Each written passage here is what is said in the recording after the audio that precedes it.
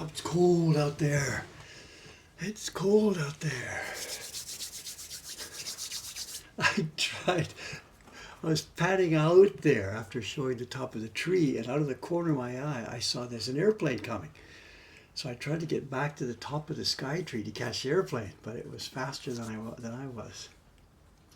From our balcony here, just when you see the sky tree, it's right exactly where planes take off from Haneda. It must be a certain hour in a certain wind direction. They take off from Haneda, they circle around, and as they cross the sky, they go right over the top of the sky tree. No, not over the top, but seen from here, they seem to be over the top of the sky tree. It's a good photography chance. Someone with the right lens, they can catch the sky tree and then an airliner soon just coming right on top of it. It's like every 5 minutes during the day when certain winds are going. I think we caught it the other day when I was showing the top of the tree. But I think I was too slow for it this morning.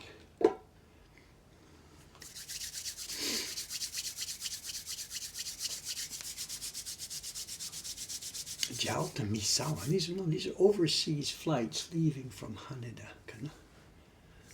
John says, I'll get that next time. Yeah, whatever. Okay. I don't know what time of year, if it changes, no idea. But, with a small propane heater working here. We've got heaters here. There's a gas heater right behind me that's tied into the building gas, which comes underneath the street.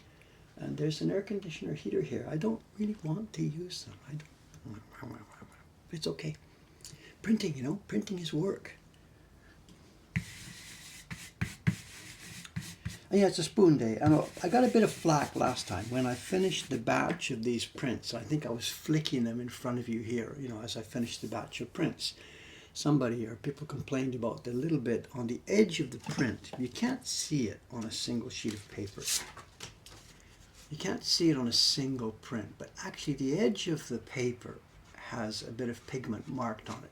It's where the pigment goes. You'll see it in a few minutes. It's where the paper goes into one of the registration marks. And on a single print, I don't think it's possible to see it. Can we see it there?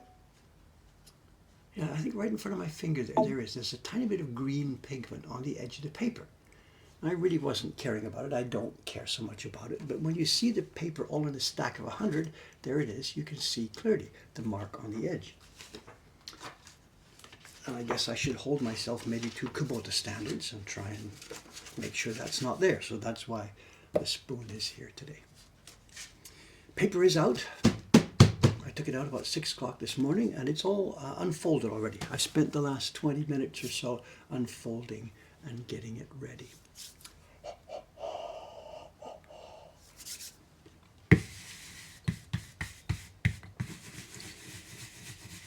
I don't know, in the previous run, when I was doing the first 100, what colors did you see? I don't remember. Did you see this green? It's way, way too long ago for me now to remember what you actually saw. So hopefully it's something different this time.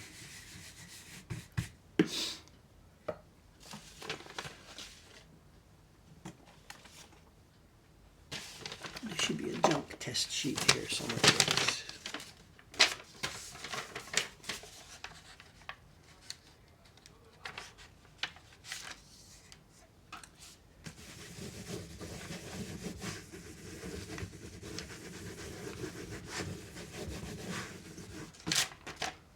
Did we see the same color last time or not? Or is it different?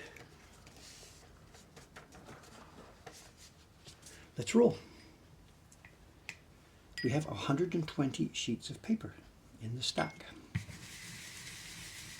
Today, if all goes well, I'll be doing 3 colors on this. I'll be doing this green, the red, and maybe the brown. I'm not quite sure. It depends how much I get disturbed. I expect perhaps there will be a fair amount of calls. The shop is open downstairs. And I imagine I'm going to get called down there quite a number of times today. So,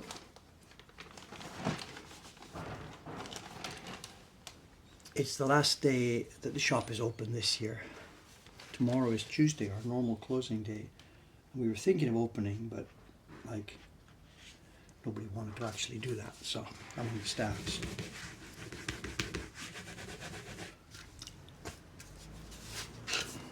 Last stream of the year, Soka.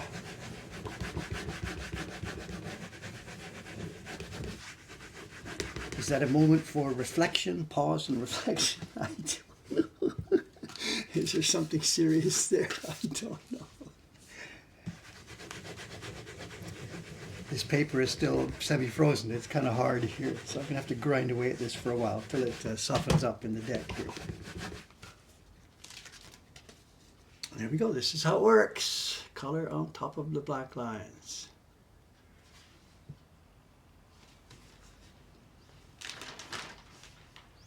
Yeah, it's cold in here, so I should have taken this paper out of its package earlier. It's okay. It's just the first half an hour here that'll be stiff.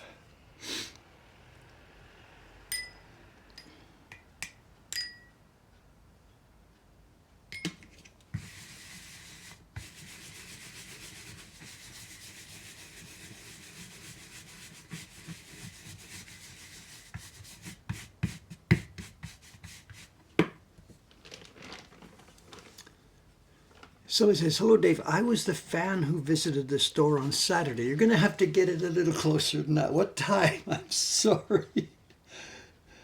I'm sorry. I don't know. There's quite a number of people coming in every day. Sorry to be a jerk here, but I don't know who you are. Give me a bit more of a hint. Saturday, that was 2 days ago. Wait a minute, is that the family from Boston? No, that was Sunday. That was Saturday. I don't remember what day it was. New Zealand, the couple from New Zealand. Yeah. No, the young man from New Zealand. Shrimp. You're Shrimp, are you?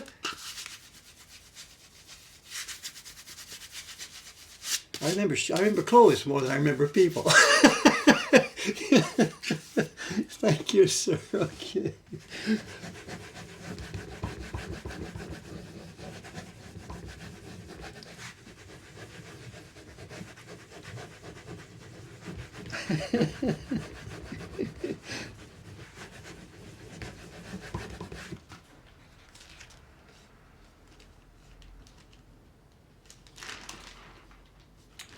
I think I'm going to go for a bit stronger baren here. 1 second. Let me dig another baren out of the box. 1 sec.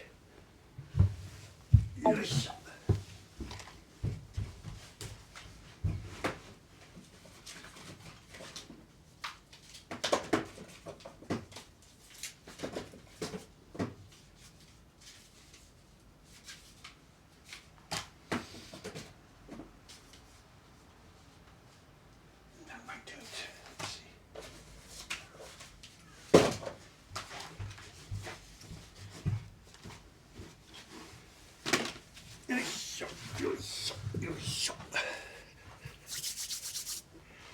Now you have a label. This label is shrimp. He wore it. It was on his T-shirt. His shirt. It said shrimp in Japanese. Shrimp.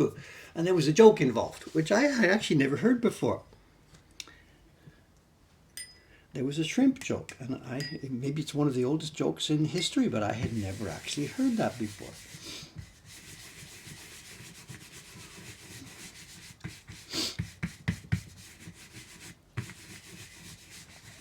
Or long enough that I couldn't remember it. I don't know.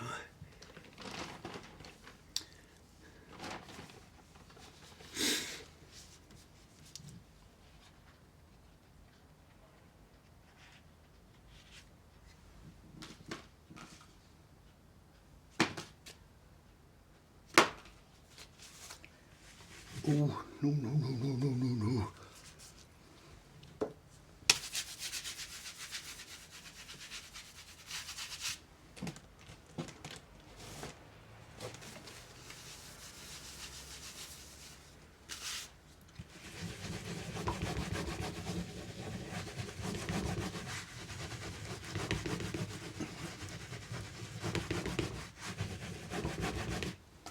Let's try that.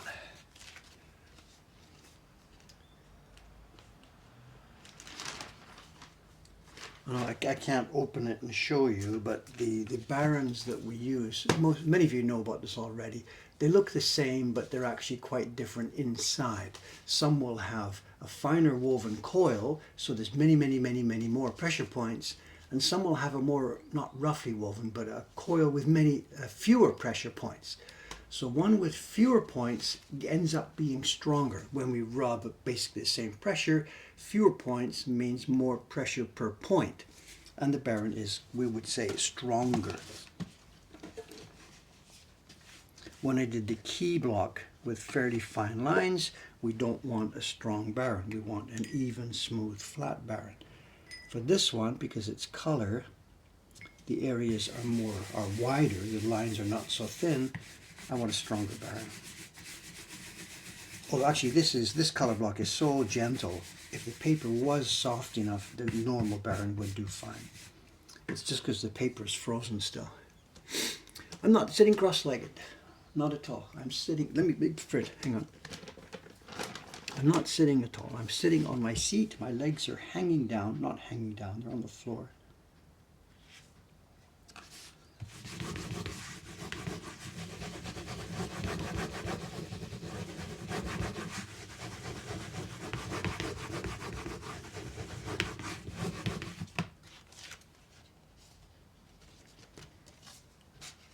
Okay, getting a bit too dark. Be careful, Dave.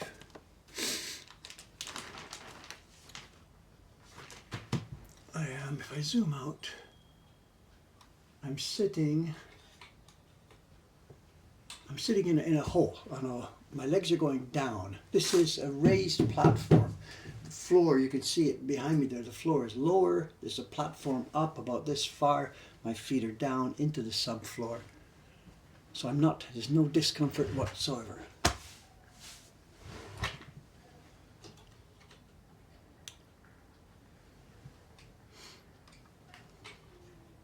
As we play with the zoom, you can see what's happening. Paper comes from here, prints, and goes in here.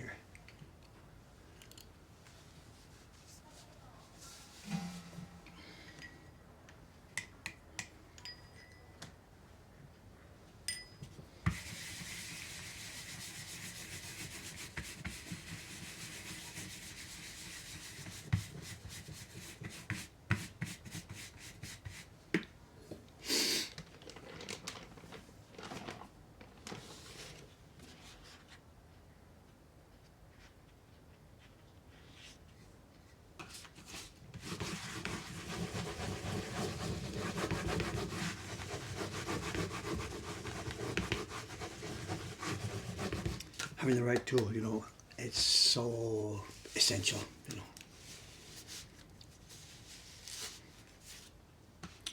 So I'm saying, what's the advantage of this kind of setup over a desk? Well, it's a workstation you're looking at here. Everything is, of course, the shelving is permanent here. It all sits there all the time. The other big advantage of this over a flat desk is that it's lower on my body. This is at my waist. It's tilted away. You'll see when I rub in a moment that the angle, it's very ergonomic. Nobody knew the word ergonomics, the men over the years who developed this.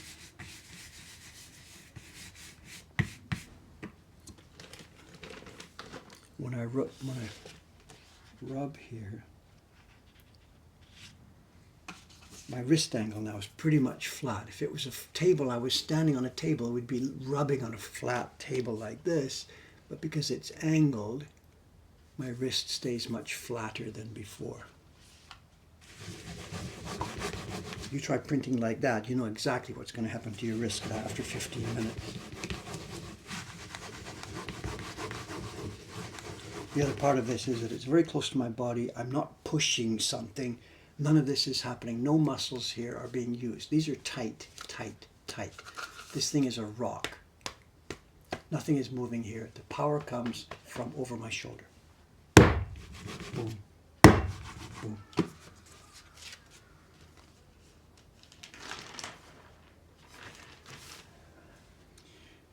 I said it's developed over the years by the old guys. They didn't use feet down. They did sit cross-legged. The Japanese traditional style, of course. I did for many years. 1989, I built my first, 1987, I would have built my first workbench sitting on the floor cross-legged. And it wasn't until I moved into my own home in the year 2000 that I built a legs down workbench. Because it was killing me. The cross-legged stuff was killing me. And I think actually, X years from now, maybe 5 years from now, 10 years from now, I think I will be paying the price in terms of my left hip for the 15, 20 years that I spent sitting cross-legged doing the carving and printing. I'm okay now, but my left hip is giving me signals that say, hee hee hee, Dave.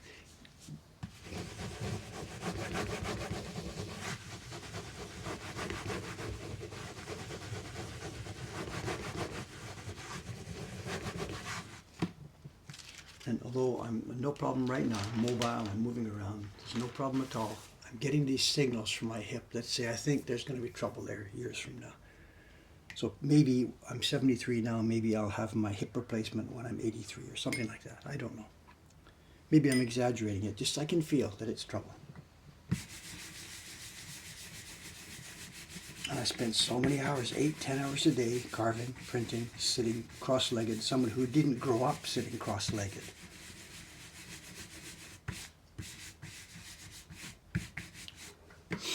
So we'll see how it goes.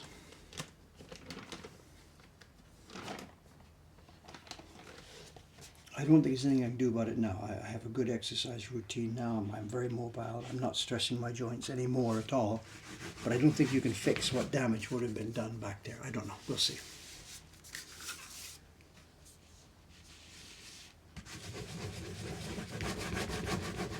We'll take it as it comes.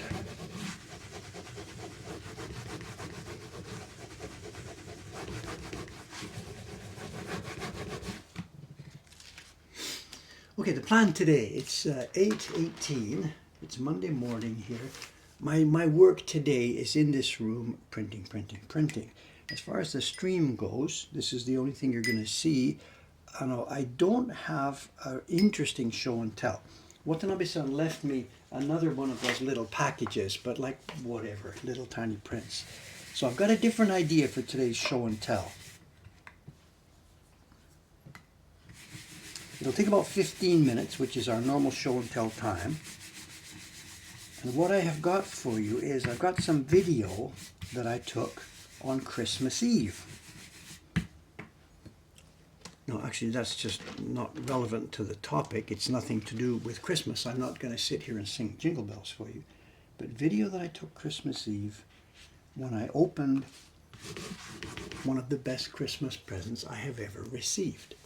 And I think for the last 15 minutes of today's stream,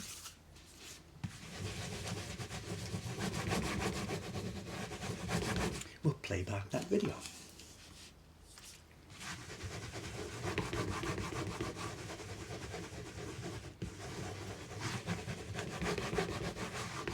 I had nothing specifically to do with Christmas, just it happened to be Christmas Eve at 9 o'clock, that's all.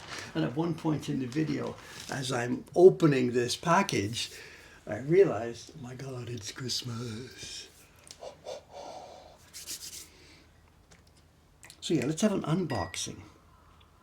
One of the best unboxings I've ever had. Let's have that for our show and tell today. You already know what it is.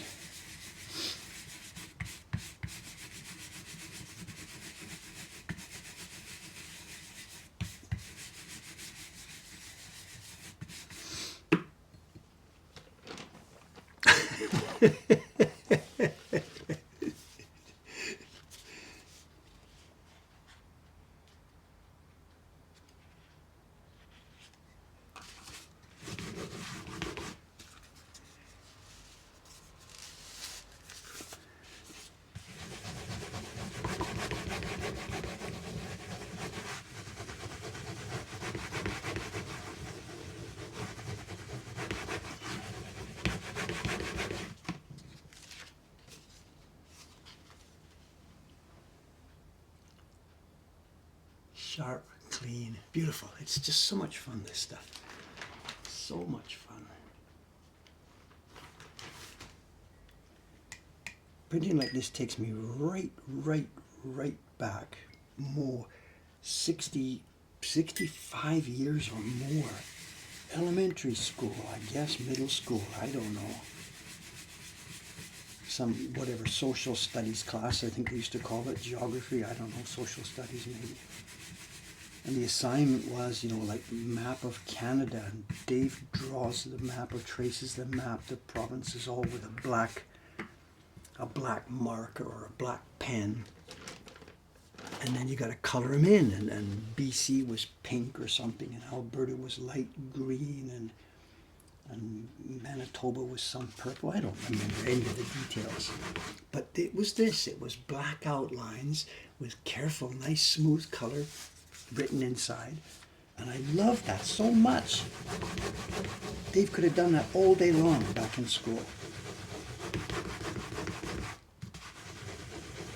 Here we are doing the same thing.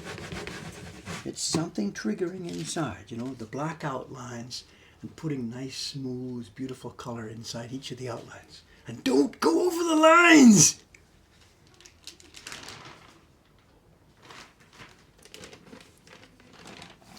We are who we are. We are who our DNA says, you know.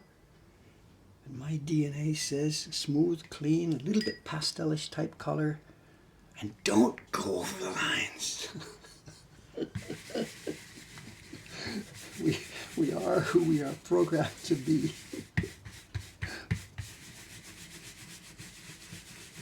Hantani. Making Japanese ukiyo-e style or ukiyo-e type traditional Japanese woodblock prints was baked into my DNA when I was born in England in 1951. I didn't know it at that time. Nobody knew it. Nobody could have predicted it. Nobody could organize it or arrange it. There's some quirk in the DNA or the way you look at things. So years later, 30-odd years later, that guy bumps into these things, these prints. And even at that point, he doesn't recognize this intellectually. Look at that, smooth colors all within the lines. There's no intellectual recognition of what's going on. But it pushed the right buttons. And here we are, 73 years old, little boy in kindergarten, coloring in the lines. Is this the only color on the bamboo stalks? No, they're going to stack up. There's three. There's three. I mean, look at the bamboo. The bamboo is a jungle. There's 1, 2, you can see. 1, 2, 3, 4, I don't even remember. 4. There's 4 colors on top of some of the bamboo.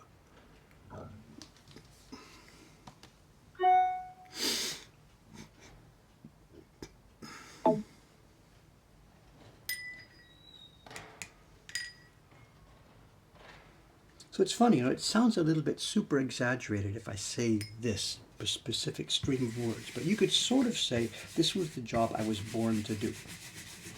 I mean, you know, that seems a bit of an exaggeration, but when you add up those things, that little boy coloring those maps in Canada, it's the same thing, you know, there's something in there. So if I said this is the job I was born to do, that makes sense actually.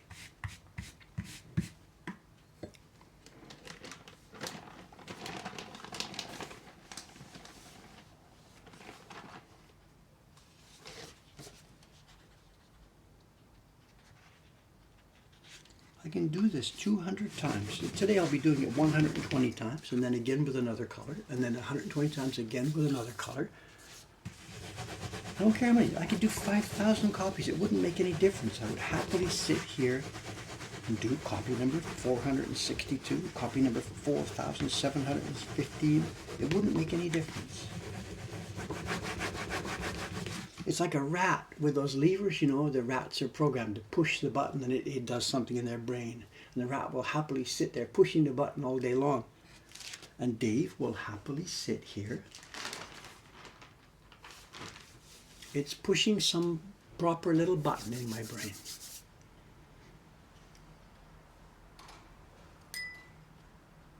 And I could only say to anybody out there, Mo, I hope you find the job that suits you as well as I found the job that suits me.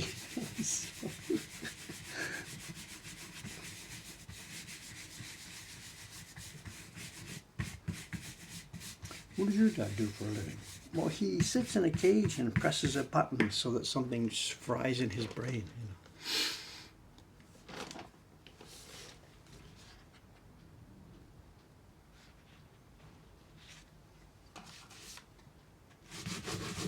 Okay, somebody's asking about the rubbing, the transferring. Watch. This is wet paper. We just put wet pigment on it.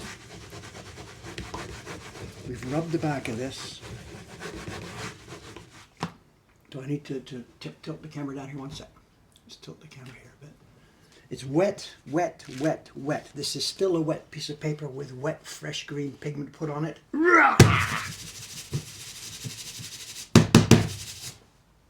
Nothing. It's okay. The pigment has gone deep, deep, deep, deep, deep inside the paper. It's still wet. Magic.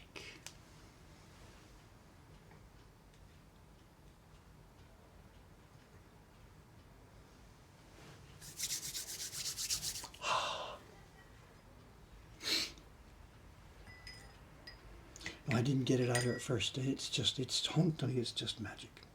The magic of Japanese washi.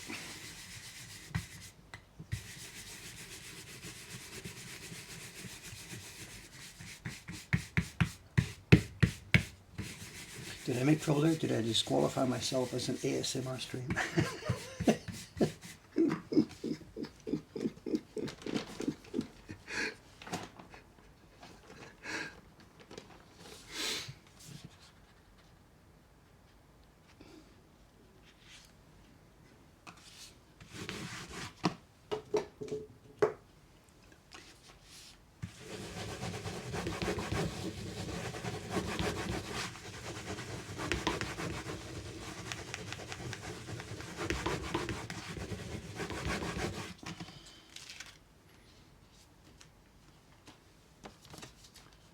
Bit dark, getting a bit too dark. Dave, be careful, be careful, be careful.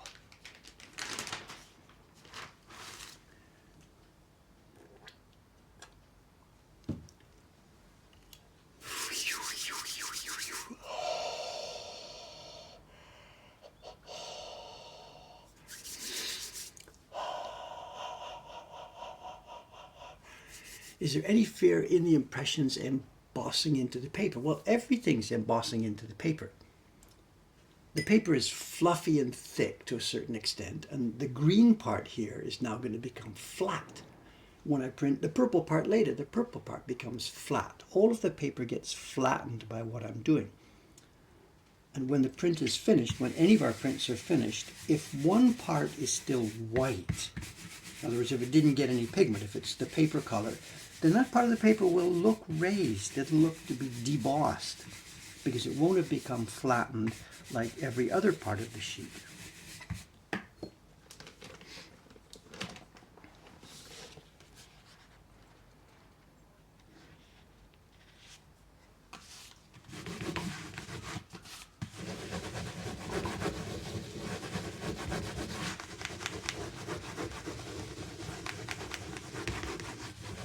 So at the moment, because there's only 3 impressions on here, if you run your finger across it, you can feel these impressions.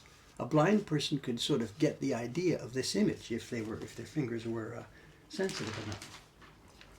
This image at this moment, you can feel all the lines in it. After lots more colors have gone on top and everything's really been overprinted, these parts of the paper are completely flat.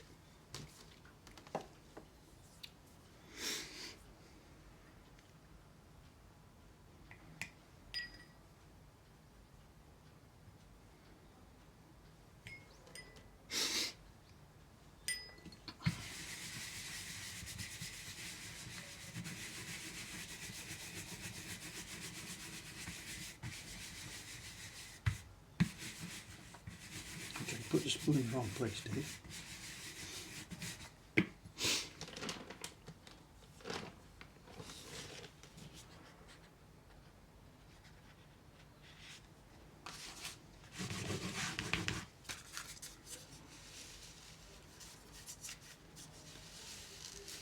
If we need to print like 40 impressions on the same spots, do we order thicker sheets? Yes, in general, and this is pretty much a thing. Ukiyo-e type prints, like the Great Wave or Hiroshige prints or whatever, they don't have much color overlaying, so they can be done on a thin, crispy paper. Prints like the Shin-hanga genre, you know, the Hasui, Mount Fuji prints or whatever, they've got lots of color layering. They need a thicker paper to allow for that layering up.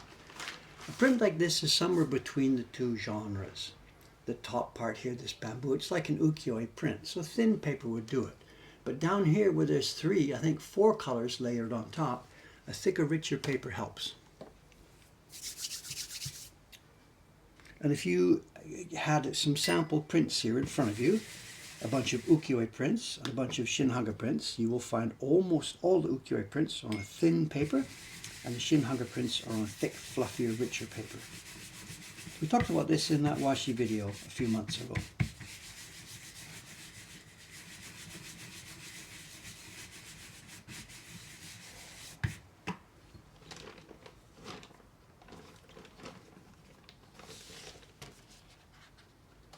The paper here today is an average paper.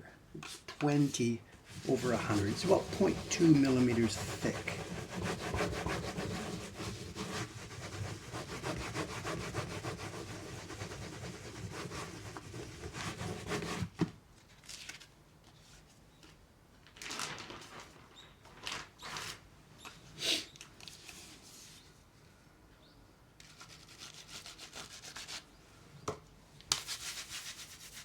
Dave beats the dickens out of paper. Is that my Bob Ross moment? Beat the devil out of it? I don't know. Is that my Bob Ross moment? How come the paper doesn't move? It sticks. Look, look, look. We've got water. We've got a bit of paste. We've got a bit of pigment. Mixing this up, the top surface of this block is now wet with a sticky mixture.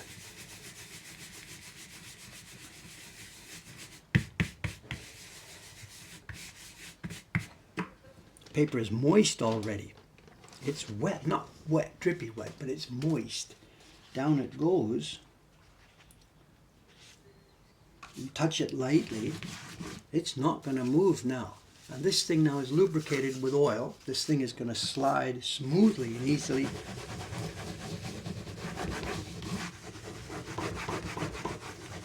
It's not going to move at all. And you can hear when I try and take it off. When I take it off, listen. It peels off. Someone says, do I ever try to print a different medium? Not interested. This pigment paper washi mix, it's just, there's no way it can be improved. This is perfection. I'm not interested in anything else.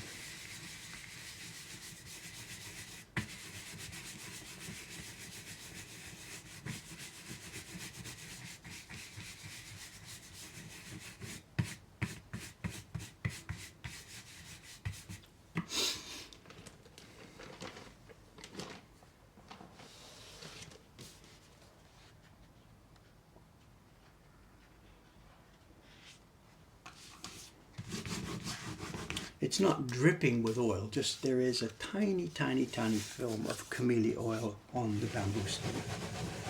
If we put too much oil there, it's going to transfer to the paper and cause trouble.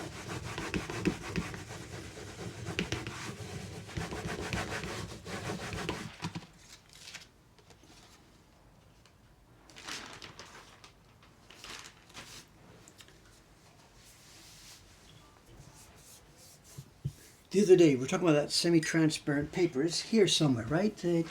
Where is it? Where is it? You're talking about this stuff.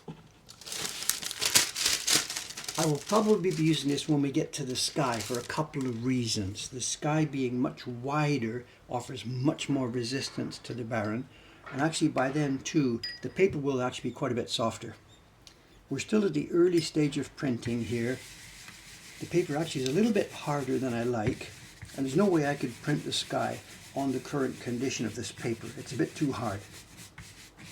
I will be putting a bit more moisture into the wrapping sheets as we go here. So I'm starting with a couple of very, very easy colors. The sky is difficult, the paper needs to be softer, and I will probably need one of those interleaving sheets when I do the sky. Probably, not quite sure, we'll see.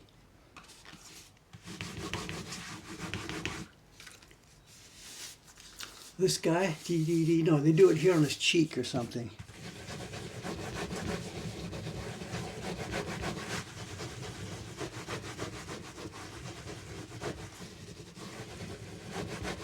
The camellia oil, we've got it here on us. It's into the pad now, so the oil onto the baren, bit of tissue, and the oil is on this pad now. But in the older days, people didn't wash their hair so much. They actually used camellia oil on their hair. So to pick up a bit of oil, you could rub it on your head or on your cheek or something. Anybody doing that now is just being pretentious. Dave had a shower, washed his hair this morning. I'm not going to pick up any oil this way. But yeah, if you never have a shower, yeah, maybe you can pick up oil that way. Who knows?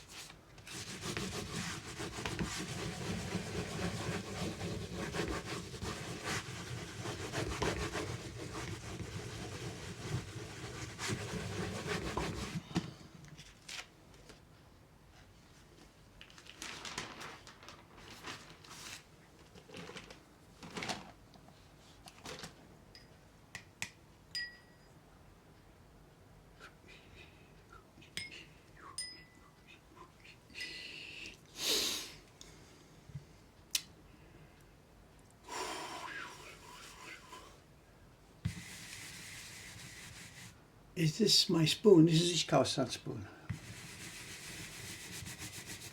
I should look. Somewhere on my desk downstairs is the spoon that You're Now on TV brought for me a while back, a couple of years back. He gave it to me downstairs on my carving bench. It's down there, and it's sort of buried in the detritus on my bench, detritus on my bench. So yeah, I have my spoon of my own donated, but I can't find it, so I should do a bit of digging. It's down there.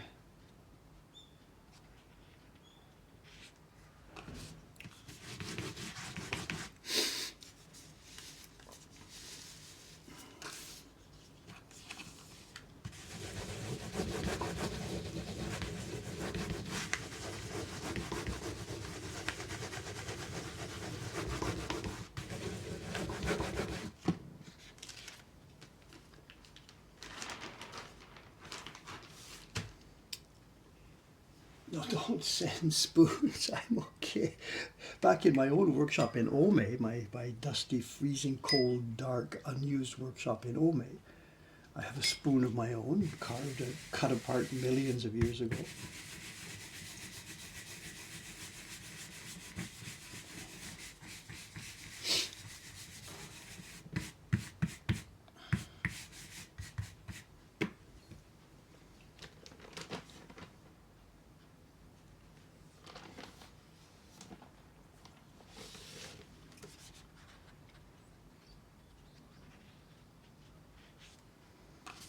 No, of course there's no use for a spoon on the carving bench, but that's what I've got downstairs, and that's what you're now on TV. I was sitting there when he gave it to me, so that's where it is.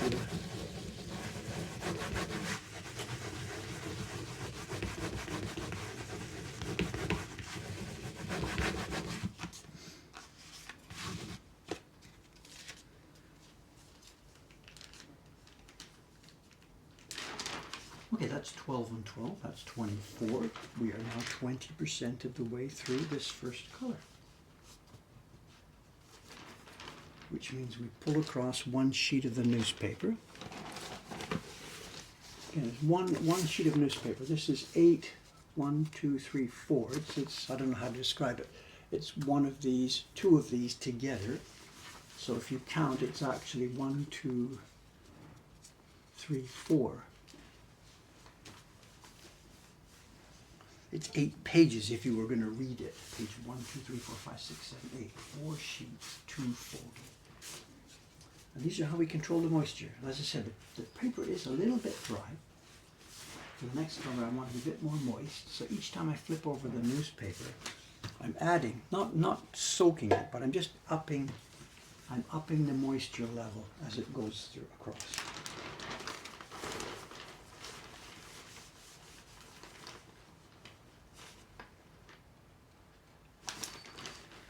And now we're faced with the next group. 12 and 12, 24 more pieces of paper. And on it goes all day long, day after day after day.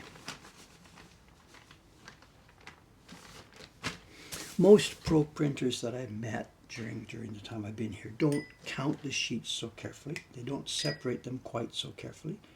Kubota-san, to my knowledge, whenever I've seen him work, he puts all of his paper into one single stack. He's much better at this than I am. He's much faster than I am. My own experience is I'm so slow at this, comparatively, that keeping the paper in one stack, by the time I get to the bottom, a lot of those bottom sheets have dried out from the sides. You know, they've lost moisture at the side of their little stack. But he is fast. He would just laugh at me breaking up the paper into groups of 12 and 12. He'd probably say, "Are you counting or something?" And I'd say, "Yeah, I'm counting." And he'd look over his glasses, you know, like, "Okay, whatever, little boy, whatever it takes to get the job done, okay." He's a really, really nice guy. And we will never see his like again. End of an era. Hontoni end of an era. There needs to be a documentary done about him, you know, while he is now still able to do this and able to talk about it and able to perform. There needs to be a documentary. He would say no, but you know, even the times we've asked, can we bring a camera, he just doesn't like the idea. And his room, oh my God, to do a documentary, you need to build a special place for it, because his room, there's only room for one person. It's like getting into a, you know, you reach over, sit on your seat, and everything is within reach, and there's no room for a second person. Or maybe you could use a little drone camera or something that would fly around his tiny little room, you know.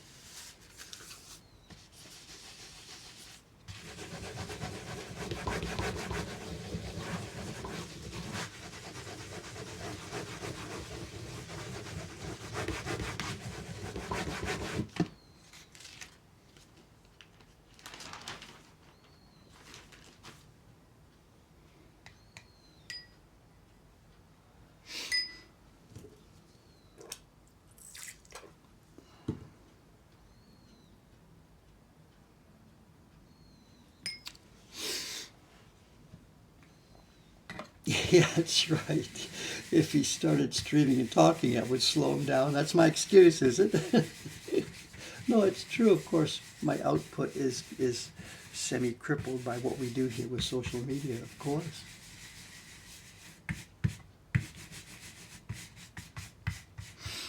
Of course.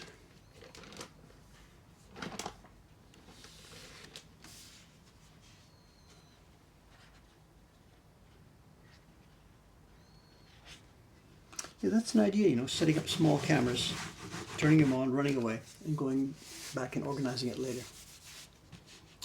Do I have family? I have two daughters and 4 grandchildren. And at the moment, I think that's as far down as it goes, but my 2 grandsons are getting to a certain age, and who knows? Maybe we'll get one more generation soon. I don't know.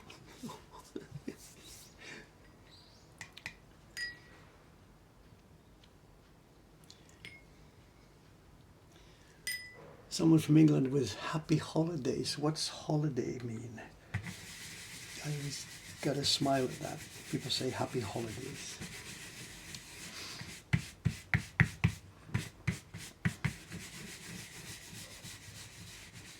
The employees here, the office type employees here, they're really lucky this year.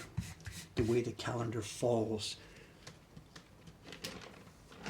they get 9 days, Saturday, Sunday, all the way through Monday to Friday, then Saturday, Sunday. So there's 9 days off for office type people in Japan this year. Post office, banks, city offices, all that kind of stuff. General offices. They're gone for 9 days. People working in a shop environment, that's different. Our shop will be open today and the shop staff will be there. Craftsmen, there's nobody here, of course, they're all gone. So it's a 9-day extended holiday for many people in Japan this year.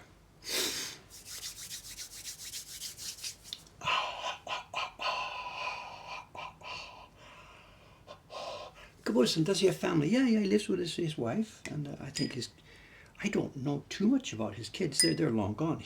I'm 73, so he must now be 77. So I've never met his kids.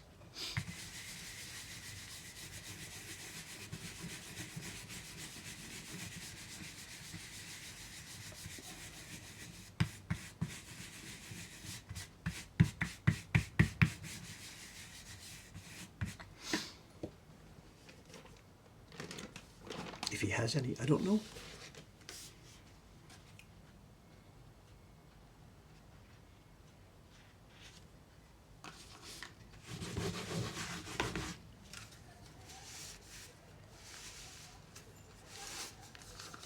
My family, they're not interested in this, of course not.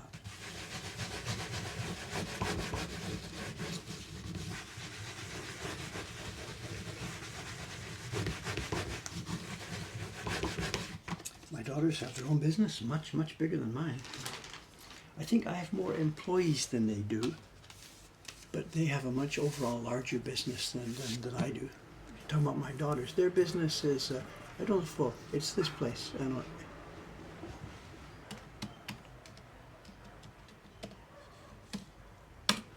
That's my daughters, that's their affair. They look on me as daddy with his hobby business, you know. I've got 30 employees, and from their point of view, it's my little hobby business. You know. 30, 32 or 3 now, I can't remember. New full-time employee starts January 1st.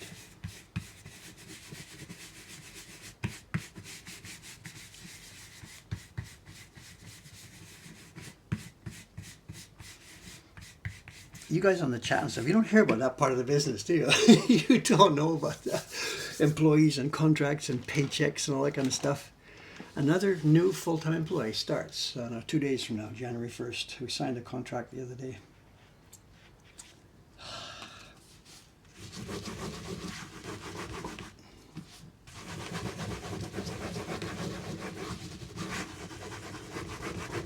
Not a printer, although, unfortunately.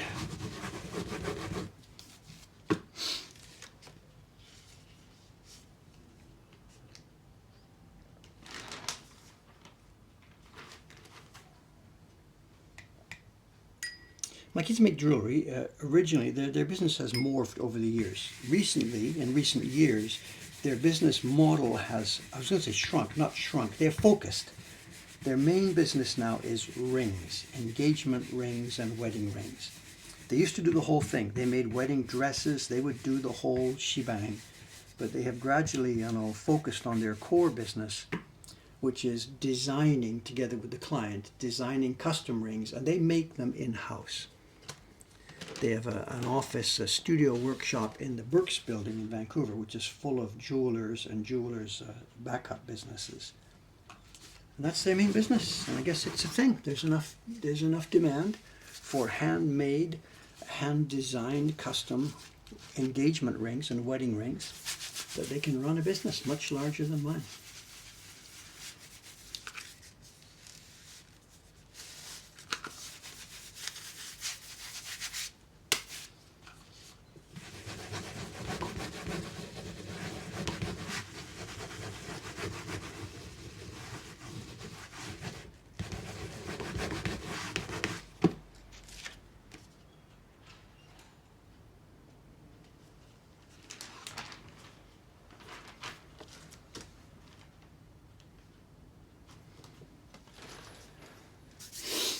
Team up, yeah, buy an engagement ring and get 3 prints, right.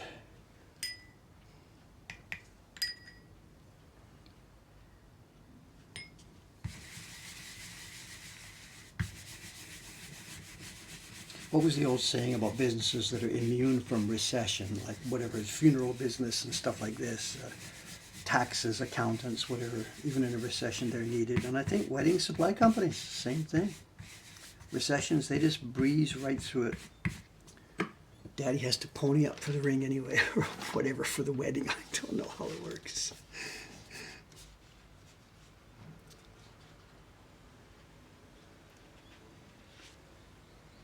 Well, someone says you don't know that custom-made rings, they've come through. They came through the pandemic when weddings per se were canceled. The actual getting together and getting married parties and stuff, that got toast during the pandemic. But their business came through. I guess even though people weren't having parties for weddings, they were still doing the other parts of it. So they sailed through.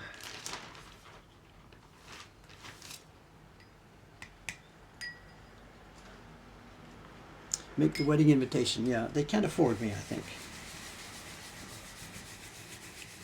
And printed wedding invitations are a thing, of course. We've actually done something like that once. I think we talked about it on the stream long time ago. We had a request, or Jed had a request from somebody to do a custom image for the guy's wedding. He approached Jed, can you do me a woodblock print? Custom designed by Jed Henry based on a theme they supplied and made by David's workshop.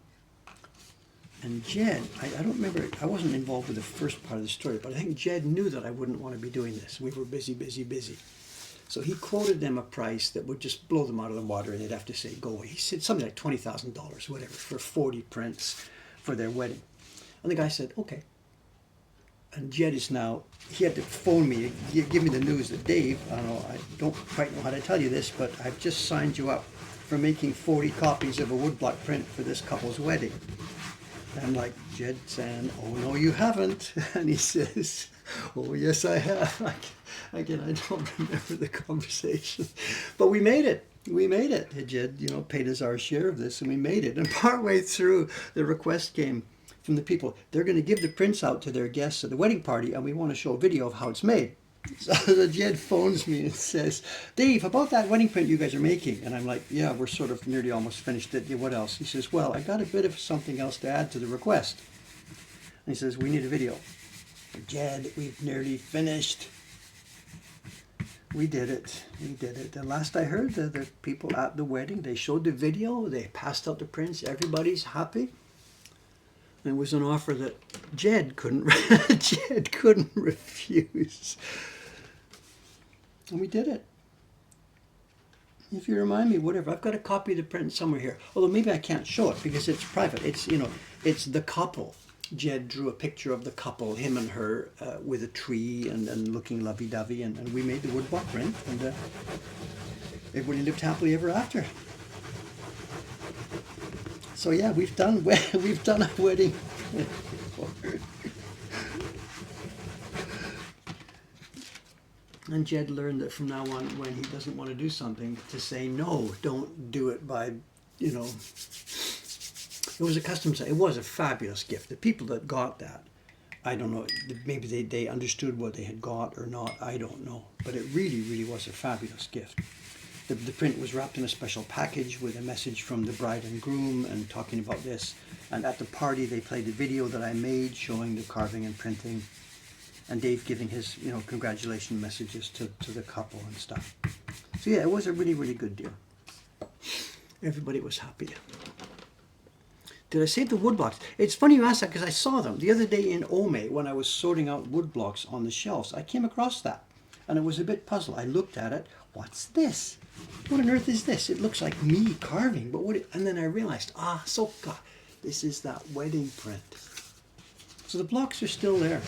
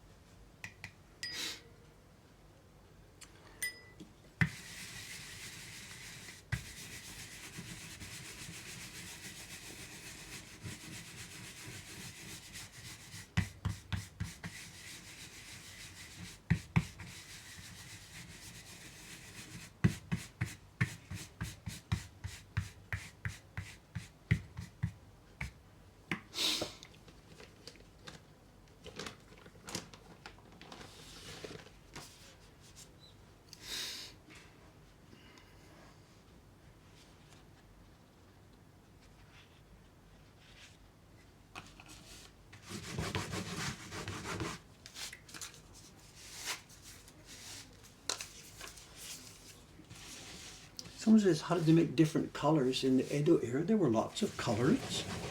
Coloring and painting and printing has been common in every culture going back many hundreds, thousands of years.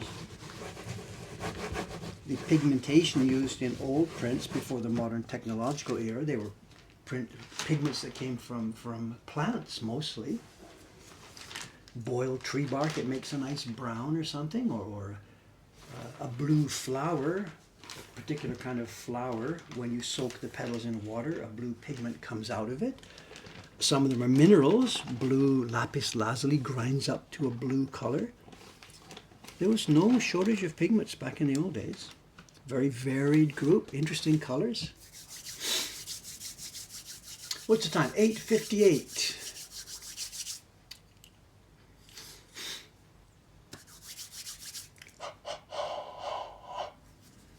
Indigo, yeah, that's another one, of course. Goes way.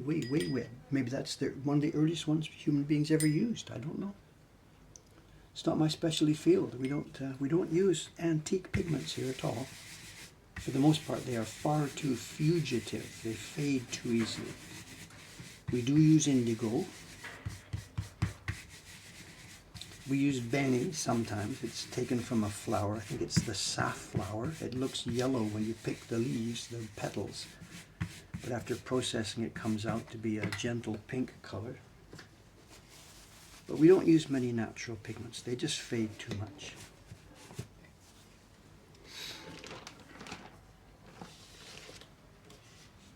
Yeah, cochineal. Yes, exactly. I used to use that. We don't use that anymore. From bugs, beetles, kind of.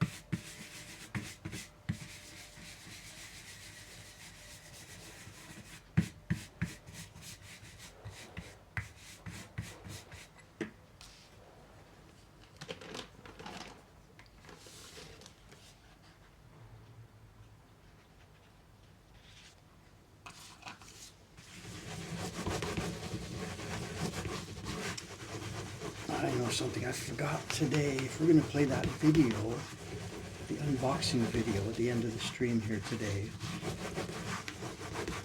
the way OBS works is I can't actually hear the sound broadcast here because, of course, that would feed back.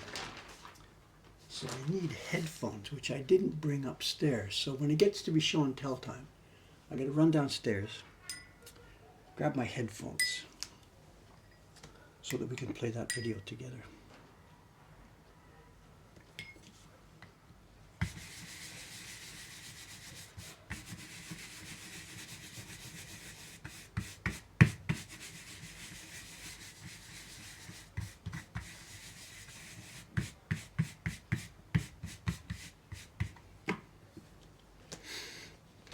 Grab the spoon. I have no idea where the spoon is. It's somewhere in the rummage of my carving desk. I've got no idea. I know where it is to within the nearest 2 meters.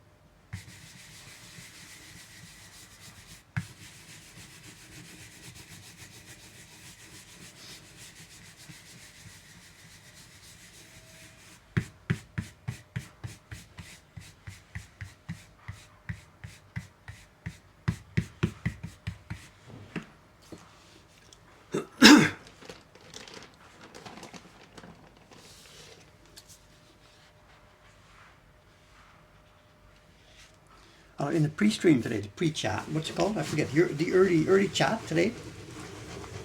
I put a link in there this morning, quite early before the stream started, to remind myself about something I learned last night. Fellow print collector and friend Jacques Commandeur in Holland, he sent me a link last night, and we were looking at this in the early chat, so some of you have seen this now, but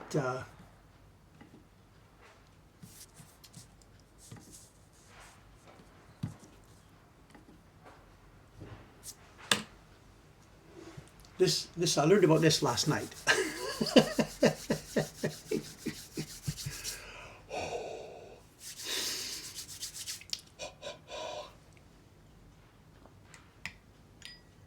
For those of you who have joined and haven't seen this yet, so it's a link to one of those websites where people, sell posters, whatever, images that they have scavenged from somewhere around the internet. And on Jacques' website, he has a website devoted to Japanese prints. And the images on this poster company's website, the ukiyo-e print images, or Japanese print images, are mostly stolen from Jacques' website, including one image of an old print that I made long ago. Yeah, Jacques has now gone to bed, of course,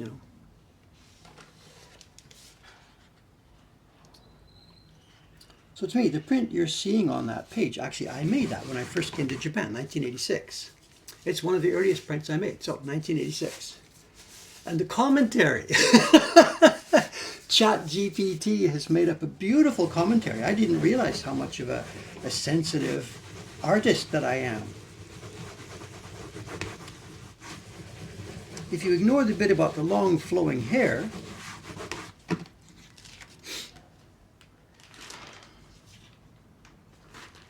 ChatGPT, it's good. End of civilization. And they put my name on there, like they're going to pay me royalties, are they? I should wait a year or something. Ask Google how many people have visited that web page. It does Google's information. I guess that's not public information. Try and find out how many people have visited that web page. Then send them a bill. Joke.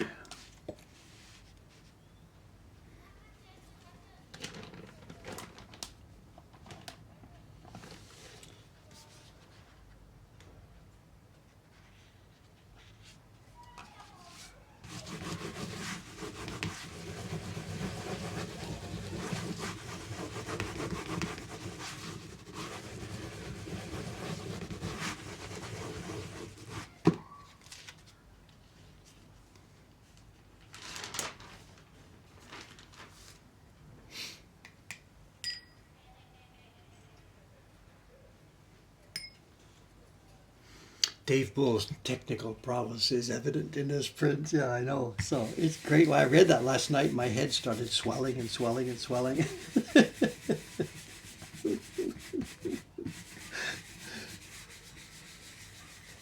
The thing is, though, that's out there on the internet. So the Google search engine is going to see this, and other chat AI robots are going to see this and believe it and incorporate it into their worldview.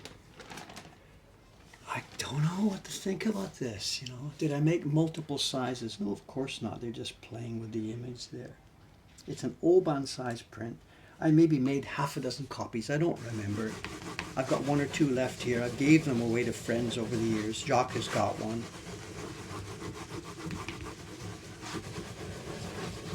There must be some in Ola. Looking through the boxes, I haven't found that stuff yet, but there must be a few copies somewhere. The blocks are there. I saw the blocks when I was cleaning up last week,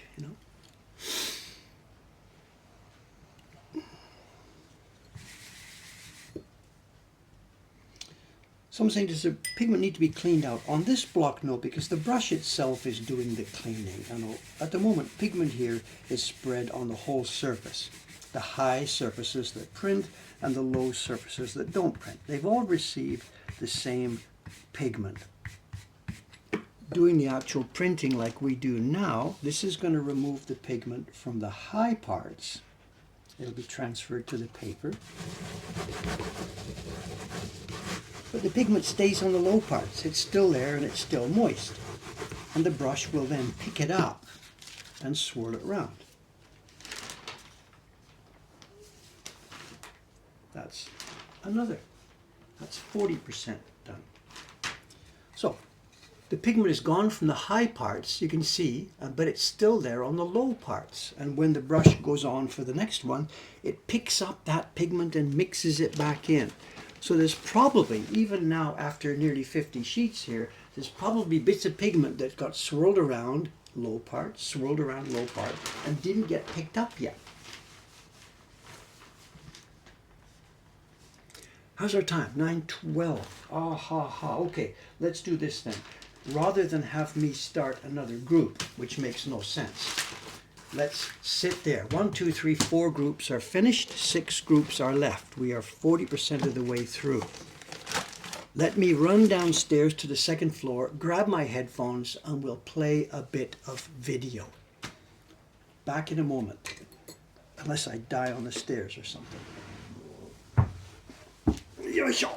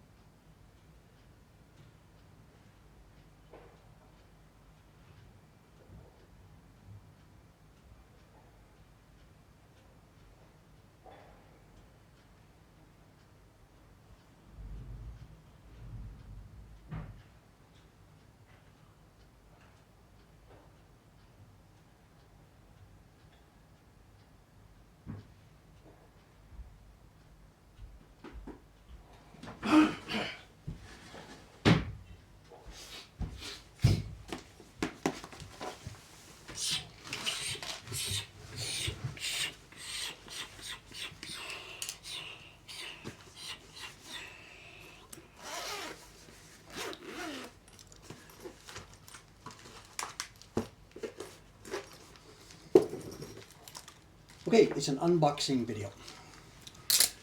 It's going to take me a minute to figure out the sound. I can't hear the actual playback. I need to hear it through monitoring, and OBS's monitoring system is clumsy to say the least. The thing you're about to see unboxed is right here in front of me.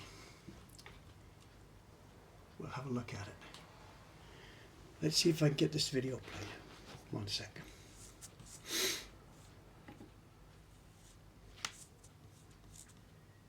Wake up the hard drive.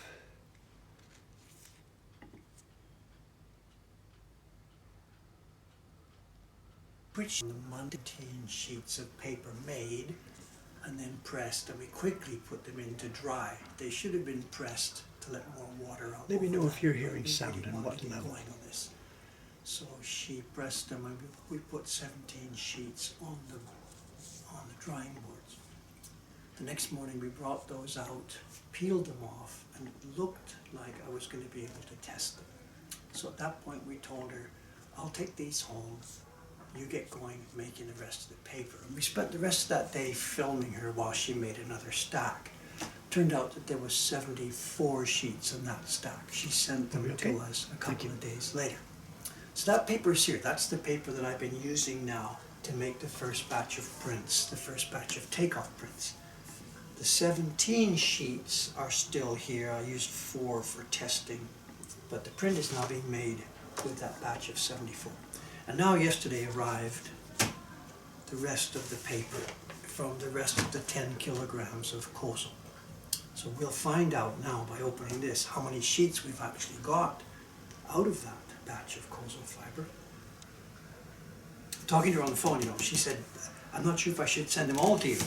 I'm like, I want them all. That's the whole deal. We want them all. She says, no, some of them are not quite well made enough. Some are a bit too thick, some are a bit too thin. I told her, look, I need everything. If some of them are too thick, we'll use them for testing a different kind of print. If some are too thin, we'll use them for testing that. If some you don't think are good enough, if it's a spoiled somewhere, we'll cut and we'll use parts of them that are okay. Don't worry, just send them over.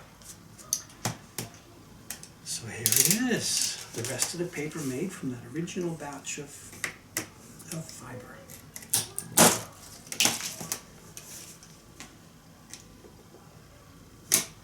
This was actually a pretty big moment for me, you know. Many years of preparation.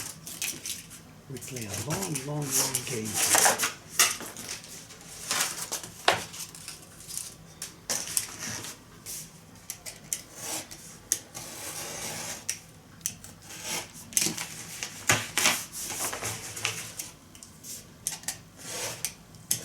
Sound is off there, isn't it? Sorry about that.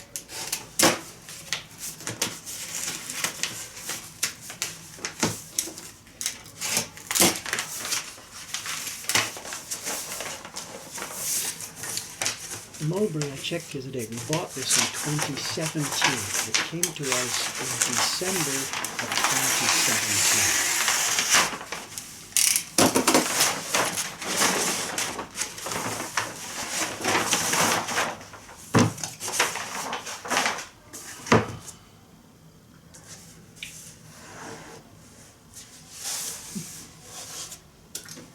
More boxes, more boxes.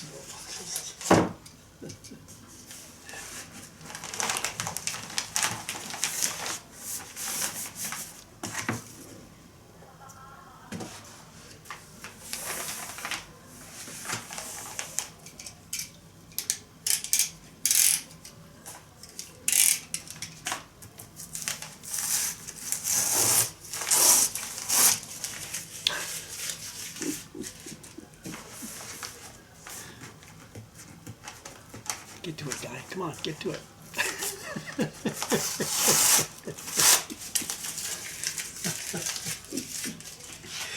The calendar today. It's December the 24th. It's 9 o'clock in the evening.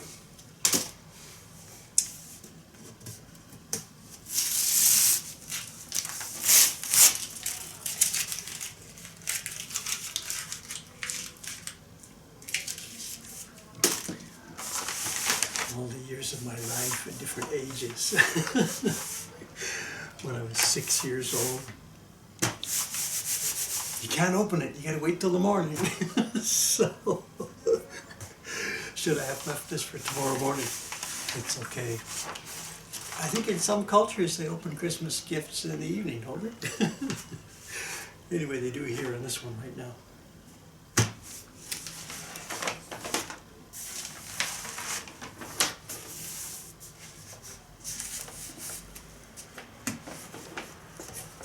Looks like she's got notes. Yeah, they're grouped. Look at this batch of paper. You can laugh at all this, but this really is beautiful. It's 7 years it took to get to this point. Well, here they are. They're in groups. Yeah, she's got them by weight. This group is 20 over 100, 0.2 millimeters thick. There's 32 in that group. I shouldn't say this because she's embarrassed about this. They're supposed to be all exactly the same. Well, of course they're not, but they're so close. The batch I've used already was so close. But she's gone over each one of these with a micrometer. That group is 20 over 32. It says 32 sheets. The next group is 23 over 100. So 2.0 millimeters thick. There's 32 of them. 2.3 millimeters thick. There's 111 of them. Then she's got a heavy group. They've marked 25 to 30. There are 22 there. And she's marked 11 as being not acceptable. Something's wrong with them. These are read again by her standards. They're all, of course, going to be completely usable. It's beautiful, beautiful paper. As I said, we've got 74 sheets already. I'm using some of them for making the prints. Oh, I see. Look at this. Okay, can you see there's a little bit of a crease when it came off the drying board? Nothing. We will get 7 prints out of that.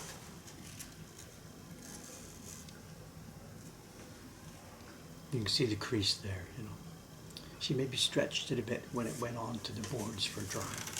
11 of the sheets have those small marks.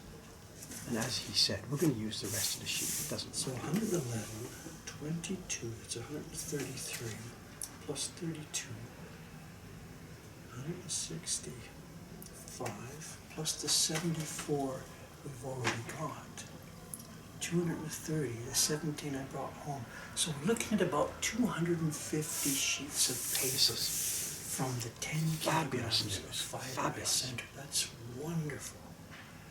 I expected more weight, not wastage. When we were washing it, the white cloud goes away in the water. That's actual starch. That's part of the actual white mulberry fiber. And if we wash it too much, and too much of that disappears, then you've lost a lot of your fiber. To get 250 of these sheets out of 10 kilograms of fiber is fabulous, way higher than I expected. And as far as these prints go, we're going to make 8 prints from this series, from each sheet. So 250 times 8. Do the multiplication. Dave pauses for a moment. Incredible prints. Incredible.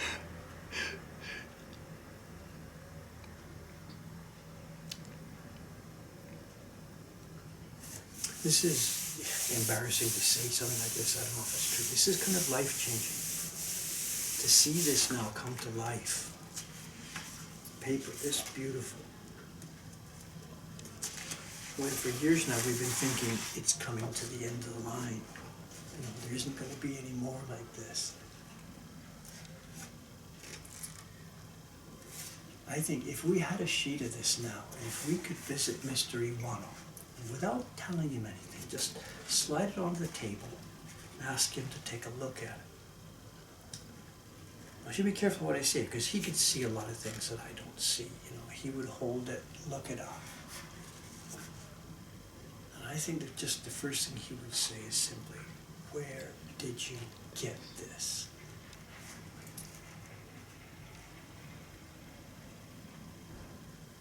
He would find faults with it. We talked about this before, the kissoku, the clumps of fiber that are in here. That's really a minus. We'll have to get rid of those in the future. But we know Murata-san knows what's going on and how to handle that. A bit more cooking time, or perhaps a bit more strength in the alkali. I'm going for a bit more cooking time, because the idea in the future is we're going to use wood ash for the alkali, which will be even lower alkali, means for cooking longer. And that'll separate those fibers. Yes, Chat's asking. This is Murata-san's paper, of course. The lady you saw in the video I produced in August. The interview at the end other of that. part we don't know, unknown going on, is the rice powder. This has rice powder in it rather than the white clay that's been common in all the post-war period. We trust this because that's the historical way it was done. It's not some wild experiment of our idea. We know it was done that way. One theory as to why the rice was stopped after the war is because it was used for food rather than paper making, and they just replaced it with clay and just kept on doing that.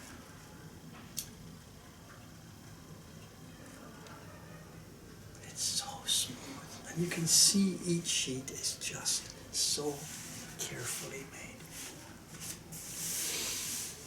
Murata-san, thank you very, very much.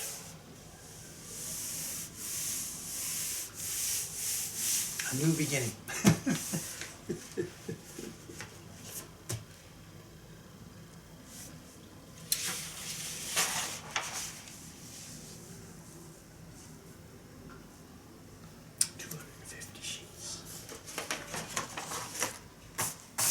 In the morning, Yamada-san, our bookkeeper, will be here. And I'm going to tell him, let's go, let's pay. Let's get this paid. And at her end, it'll be her first revenue from her new papermaking venture. We're also actually going to overpay for this. I perhaps shouldn't talk about this. The mulberry fiber that this is made on, we sent it to her. It's the stuff we bought back in 2017 or something. It's been sitting here for years and years and years. We wrote it off years ago. The expense of buying it has just disappeared in the mists of time.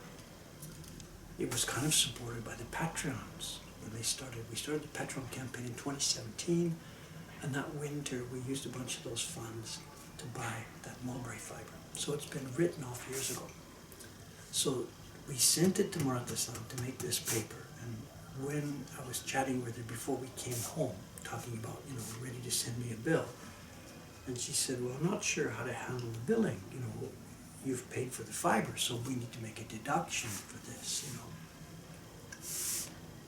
And I thought about it, and I thought, we don't need to do that. We've written off the expense. So I told her, just pretend the fiber fell out of the sky or something, or fell off the back of a truck. Just bill me the normal price you would want to be billed for this paper, assuming you had made everything and you had supplied all the fiber yourself. And she's like, I can't do that. That's not fair. And I told her, we expensed this years ago. Just bill me for the paper.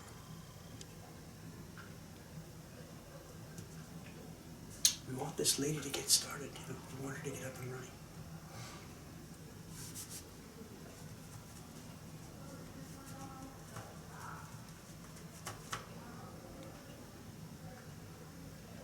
I hope she can get the business end of it together, She can make paper.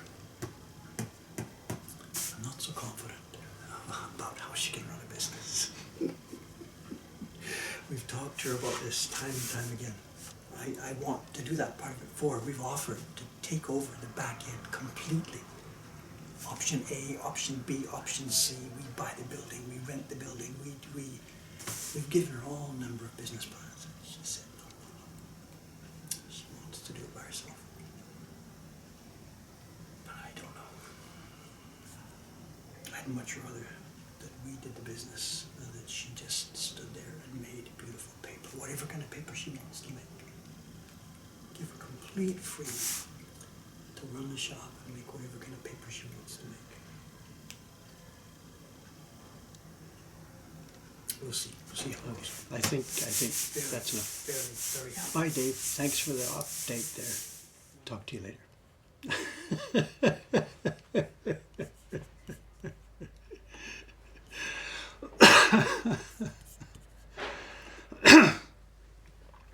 Okay, I should have mentioned before, this is the paper from Murata-san. I'm sorry, I saw the questions coming in over the past few minutes. This is the paper, the first batch of professional, fully made paper from Murata-san, working on her own after 28 years of working in the community, rocking paper for other people, beating paper for other people, working at Udatsu, doing demonstrations and things like this. So after 28 years of being a different worker all around that community, she is now ready to jump and have her own workshop. As we speak right now, she is still an employee at the place that's doing demonstrations. She leaves there at the end of March, and from April she will fly on her own wings with her own workshop. We are her first customer, but we're only her first customer. She doesn't intend to be David's private paper maker. She wants to make paper of many different types and supply it to many different people around the world. But we are going to be the people who help her get started.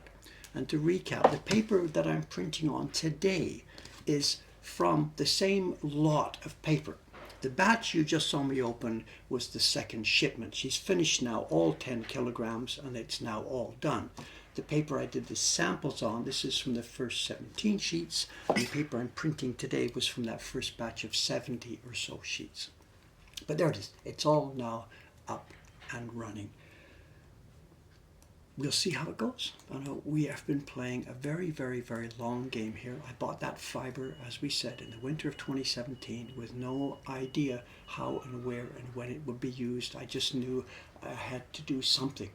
The scene in front of me, the papermaking scene, was cloudy. It was invisible. There were chasms. There were barriers. I just knew I had to do something. And we have found a way, I think, through this. The idea is for her to get some apprentices. Once she really does get established in April, our money is standing by, and we've told her we will pay the full cost of at least one and perhaps two apprentices. We'll pay their salary, we'll pay their lodging if they need lodging, we'll pay everything. That money from David, backed by the Patreons who are standing behind me. That money is available for her, and we've got to get that thing up and running. So be it. Whether it will move forward and collapse, or whether this will be the seed of something that goes for a long time, it's beyond my knowledge. We just have to simply try this. There's other parts of the business we need to get involved into, the wood supply, and then printer training. So many jobs, so little time. Okay, that's enough now. Okay, 2 more things to mention. Thursday stream will be off. The shop, everything here will be closed. I suspect I might be out in Ome, or I'll be taking a walk with Sadako or something. I don't really know. There will be no stream here, I think, on Thursday. Our next stream will be next Saturday. Saturday for me, Friday for you. And I'm not sure what I'll be doing. I might be finished this print by then, if all goes really well. Maybe I'll be putting my name on it or something like that.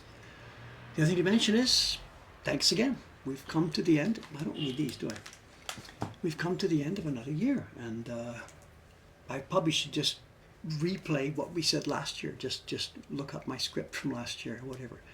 Thank everybody for being part of this community. You know, it sometimes seems like a one-way thing. This guy talks. Comment on the YouTube video just last night. Someone said, man, this guy really likes to hear his own voice. Whatever. I like to think that there's a community here. And thank you very much for being part of it. And I probably say this too often. We're having a lot of fun. A ton of fun, I think I keep saying too much. I don't know. We're having a ton of fun with this. I can't imagine a better way to spend one's time on this planet, you know. By my age, a lot of people are retired. Give me a break. It's just too much fun. Having fun working and challenging and making cool stuff and dealing with cool people. The mods, I think a couple of the mods are off. Karen's off with her family. I'm not sure. It's John and Corin. Thanks, guys. Thanks, gang, for your help keeping this herd of cats all herded properly. Thanks to the mods for this, and thanks to the community for being part of it. See you in a few more days for another year. It just doesn't get any better than this. Thank you very much. Let's put the camera on. Where am I? Let's take a look at the outside.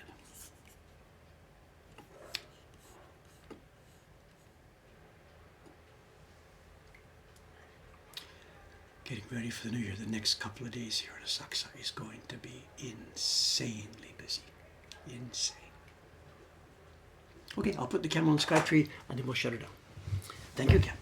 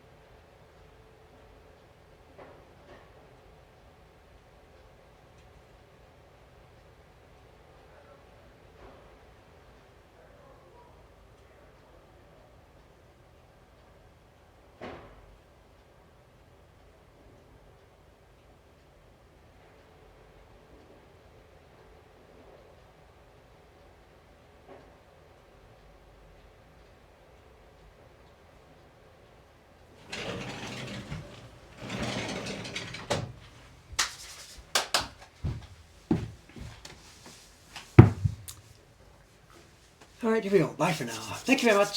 See you next year. 3, 2, 1, down we go.